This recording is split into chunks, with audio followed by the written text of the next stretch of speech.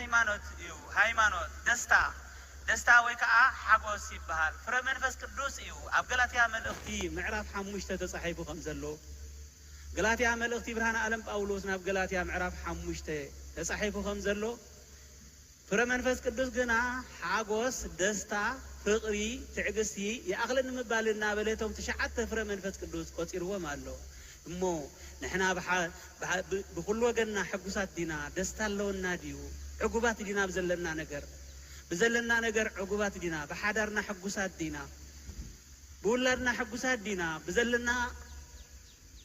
ርኽበትከ ሕጉሳት ዲና ብዘለና ገዛናን ብዘለና ናብራናን ሕጉሳት ዲና ሓጎስ ማለት ፍረ መንፈስ ቅዱስ እዩ ሓጎስ ክህልወካ ይግባእ ሓደ ካብቶም መክሊት እዩ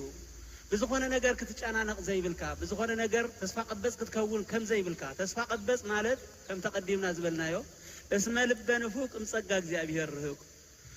تسفى قبض زخونة سبزي تسفى يبلون رأي زي يبلون سب كعاد تسفى كهل مسأي يبلون مالت سلازي دستا حاجوس تسفى خلوكا يقبا